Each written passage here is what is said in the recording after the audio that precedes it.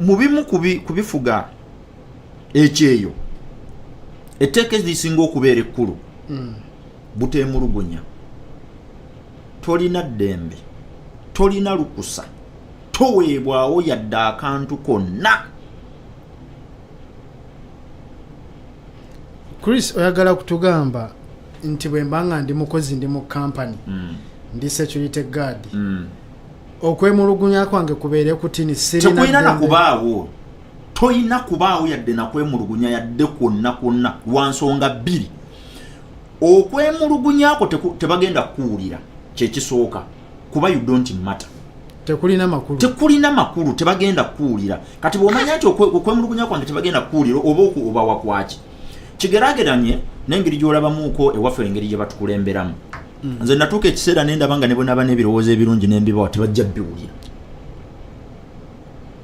Kati ekibeera ekyamagezi nnyo kuyitamu n'olinnya eddako nenkola kye nakola nenzija wano nentunuulira ekonomi yaabwe bw'etambula, nentunuulira emirimu bwe bagitegeka, nentunuulira financial system yaabwe nga bw'etambula, nemmanya nti wano nze we nalina okuzaalibwa eri nazaalibwayo mu butali bugenderevu naye nga kuno kwe kwalina okuba okwaffe kuba ebintu bye balina wano nze obulamu obwange byenjagala.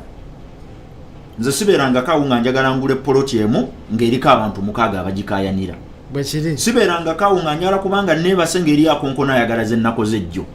Nze sibeerangako awo nga njagala kuwumulamu naye nga waliwo alinze ate mu ddembe lyange mwabaazannyira. Nze sibeerangako awo nga njagala tambula ku street nga njooginga ate omugere gumpiteko ku luba. Nze ebyo si bintu byange. Ebintu byange byakuseereza soft life. Bwe bulamu bwenjagala.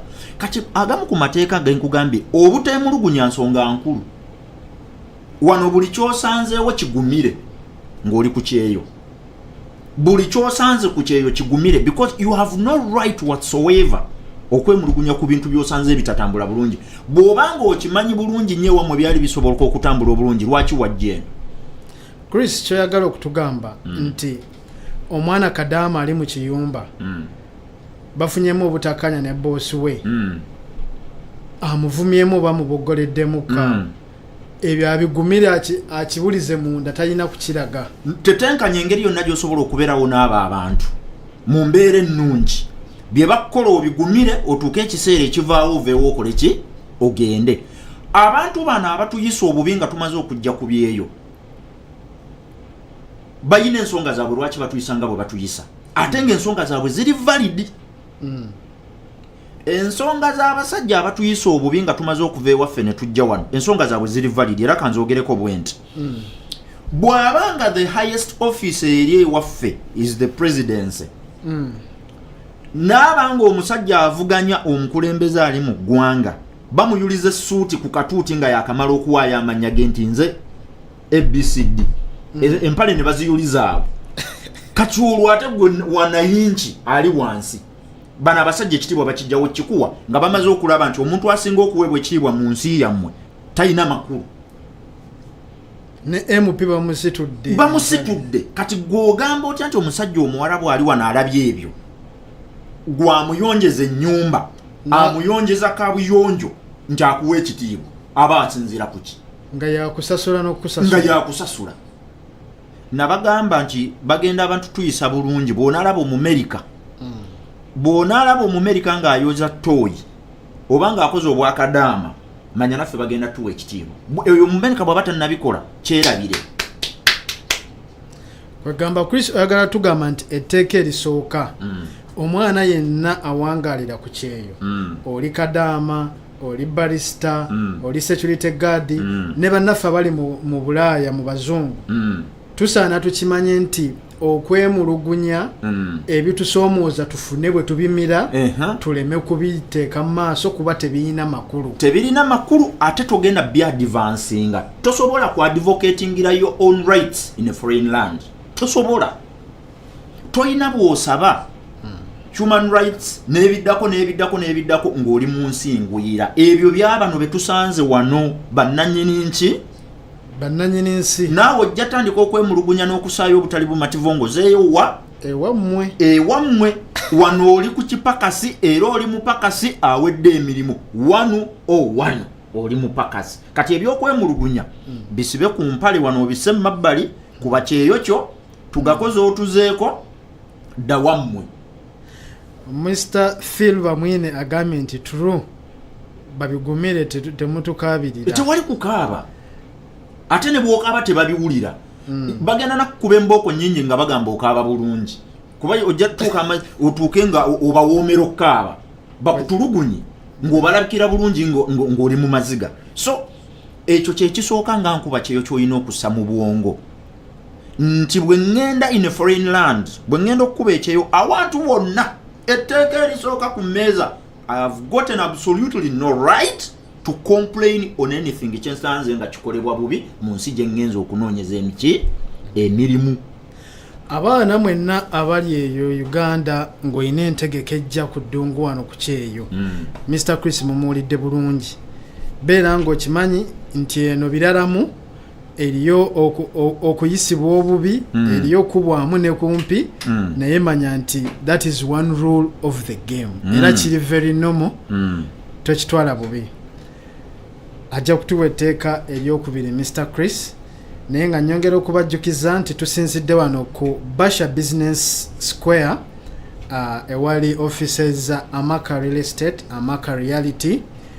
Tulina Chris Lule Kaboogere tuyisaamu ku nsonga zonna ezikwatagana n'amateeka agafuga omuntu akuba ekyeyo. Omuntu omupakasi wava ewammwe n'osalawo nti kaŋŋende empakasi ewalala oyina by'olina okugoberera osobola okutambuza obulungi ensonga zo.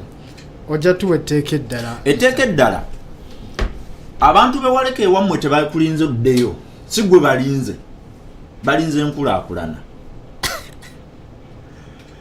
Nze tebagala nakundabako. Ne bw'oba tozzeeyo enkulaakulana y'ensonga enkulu eyakujja eri ojje kuno okutali kwammwe. Kati bwaddayo ng'enkulaakulana totambudde nayo in short obeera oyokezza oba wamala biseera. Ate noweewuunye nti ebiseera bisinga n'abantu abo betuleka ewaka asobola okumala omwezi nga takubiddeeko yadde okubuuza nti gundi oli otya. Naye bwe zikuona ennaku z'omwezi 28 anoonyezaawo enkulaakulana. Ekyo kindaze nti kyoyogeddeko kituufu nnyo nti iffe si ffe ensonga nkulu. Ensonga enkulu yekintu kidogo gwe tusindika. Omuntu ago gwe tomataringa ekimataringa byebyo kwegamba zezaali badde nga fruits z'entuuyo zo. Era abantu betwaleka ewaka ne tujja kuno bw'obeera eno n'olinamu essudi mbu bakumiisi nga bakulinze nnyo byabuyaayi bya busiru teri akulinze weerinze wekka kyebalinze kiri eki nkulaakulana. Era gwe nkuba kyeyo yenna ali ku kyeyo amateeka gano genkuwa gagenda kuba amateeka 31 rules principles ezo zezigavaninga okukuba ekyeyo oba oli UK oba oli US oba oli UAE oba ne bw'oba ng'okikubira Kenya ne bw'oba Sudan ne bw'oba Rwanda gakukwatako. N'omwana yava e Masaka n'ajja e Kampala. N'omwana yava e Masaka n'ojja e Kampala gana amateeka makulu. Otegedde? Kitegeera sebo.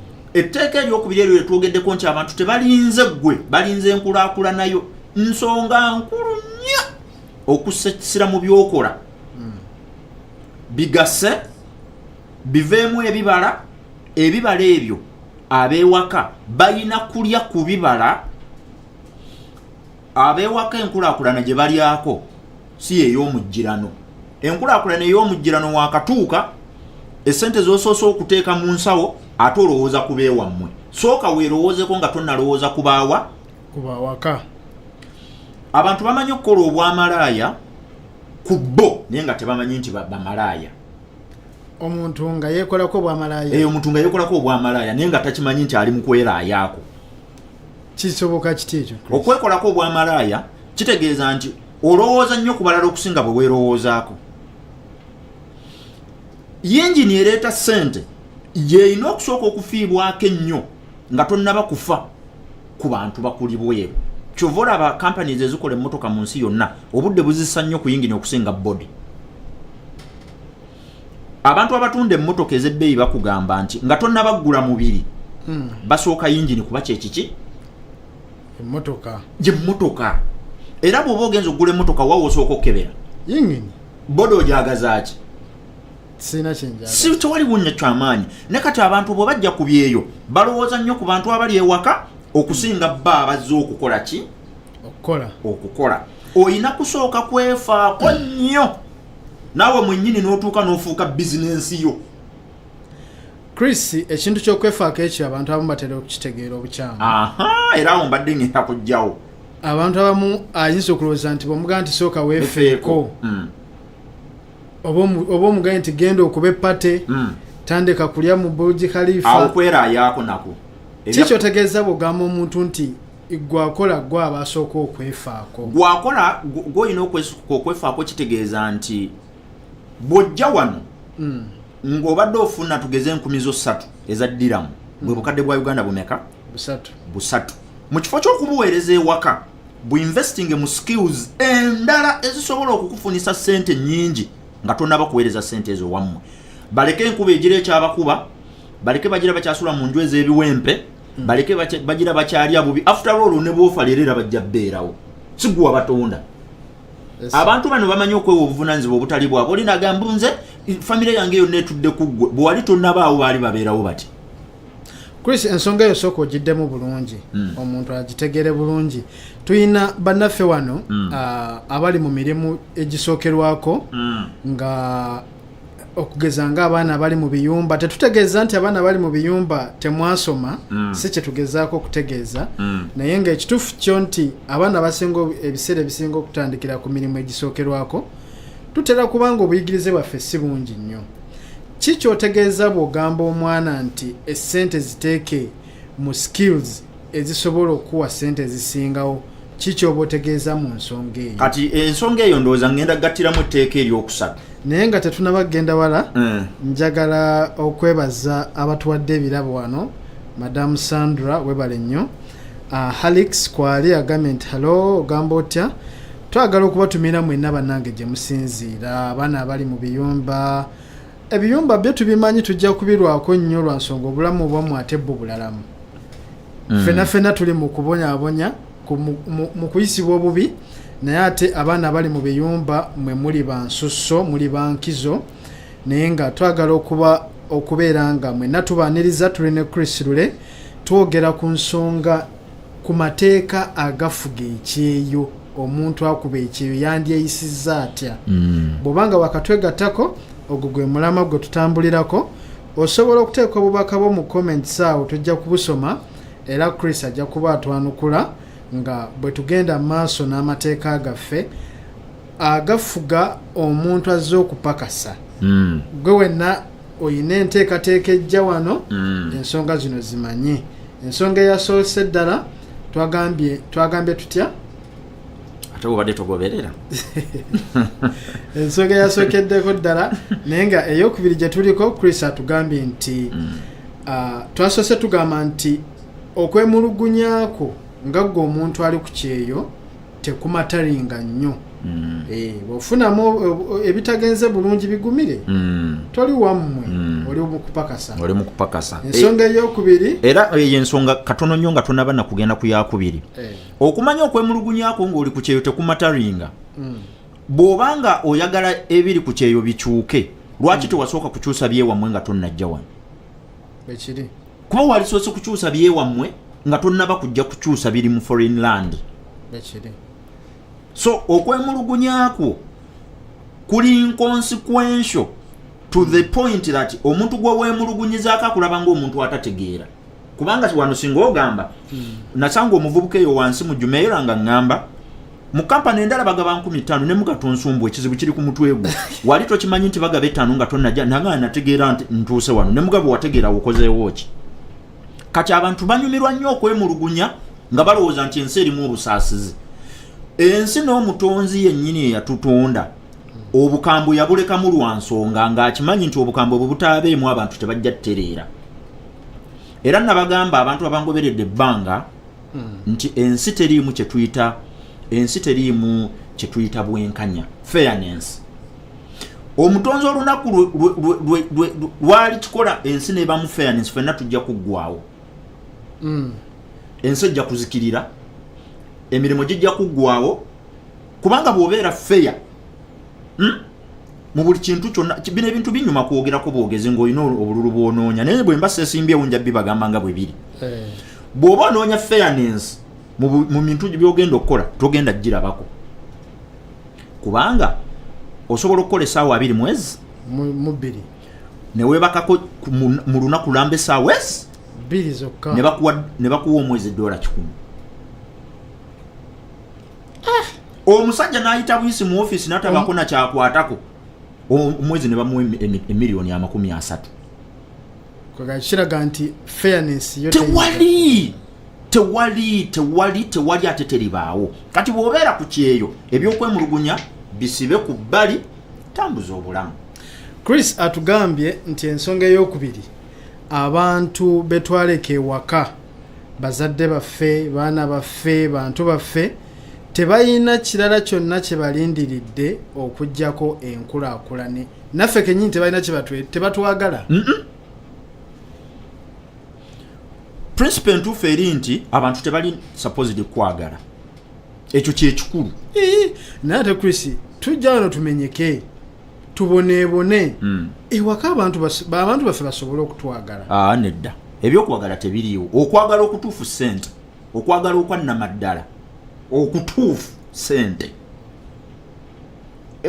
okwagala okutaliimu ssente tekubaawo, kubeera fake. Era nyina enjogera gye ntera okulira mikwano gyange nga bagikozesa nnyo nga bagamba njagala omuntu wanjagala ebyaddala taliiyo unconditionally. Love erina kuba conditional. Katonda bw'ati bwe yakikola love erina kuba conditional. Love ntegeeza okweyagala biri ebyokuzaala abaana n'okwagala kuno nti Shafiki oli mukwano gwange. Bw'ogamba okugamba abantu bakwagale unconditional obeera nga agamba abantu nti newankubadde sirina mugaso mu bulamu njagala mbeere mukwano gwammwe kye tutasobola kukkiriza. Kwega batwagala mu migaso gyaffe. Batwagala mu migaso. Bantu bameka akwata omuti n'agusimba ku lujja okukwe ng'akimanyi tegulina kintu kyonna kye gugenda mudzaako naye n'aguteekako. Tugusimba n'ebiruubirirwa nga 6. Oyagalako bibala, oyagala kisiikirize, gulabika bulungi nnyo, gugenda kukwata embuyaga, gulabisa bulungi ewaka, kawo fresh air n'ebirala. Kati gwobo oyagala nsimba omuti nga sina kye ngenda gunoonyaako naye nga nsimbye busimbi. Awo bo ngambye ensi ebeeremu abantu babeere mu nsi nga tebalina biruubirirwa na bigendererwa. Abantu bali supposed kutwagalako mirimo gyaffe n'ebyo Katonda ebirabo bye yatwesigisa nga ffe abaki abantu. Era ebirabo ebyo lwe biggwawo okwagala ku lwe kukola ki? Lwe kukoma. Owagira omupiira bulungi nnyo. Ronaldinho mumanyi? Mumanyi. Wawulirako ko omusajja gwe baali bayita Ronaldo Senior? Omanye ndiba gye yasamba? Eyakubanga ayina obubadde bwe mbulaba ku TikTok wana abaana ba clip baziteekayo. Kati ani akyamunoonyaako? Teri munoonya. Bw'asaba okuvisitinga wano e Dubai ne bwajja tumanya nti yabaddewo. Nobody wants to know. But Messi bw'anajja I am attending.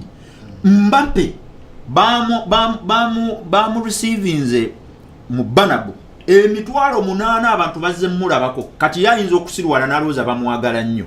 Kyakola kye bakola ki? Bwe kinaggwaawo n'2,000 ajja zinoonya nga tabalabako.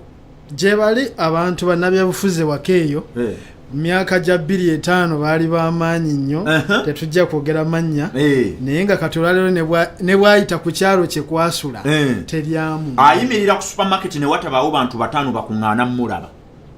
Abantu balina okutegeera akantu ako kababeereremu ddala. Mu bulamu obwa bulijjo temuli kwagala era tekulina bbaamu. Okwagala okwannamaddala zirina kuba nfimbi oba ebirabo omutonzi bye yatwesigisa. Oli talented, oli muyimbi, oli musambi wa mupiira, ozannya badminton, ebintu byonna oli mwogezi mulungi nga bwe njogera. Kati nze nga mbeerawo ne studio ambu abaana ba TikTok banjagala kuki bye njogera bwe binaggwaawo nga babula. Gwabadde ne page ng'etambudde waliwo Facebook awo yabeerere y'amaanyi nga kuliko abantu n'alabadde ennaku ezo ndaba struck baby yakolanga show WBS ng'abantu tebeebaka basuula ku TV bati Late bamulinde late night kati njaga yakoze show wano simanyi ku TikTok ng'alinako abantu banna ng'ate n'abaana bamukwatirwa kisa nga basunzi ye kenyini yabadde yeeraba ku TikTok ye weebale nnyo kati ekyo kintu bw'okitegeera nti abantu banjagala lw'ebyo byenkola okuuma emirimu gyo ne gifuuka nsonga nkulu nnyo okusinga bw'ofokasi olwogisa ku bantu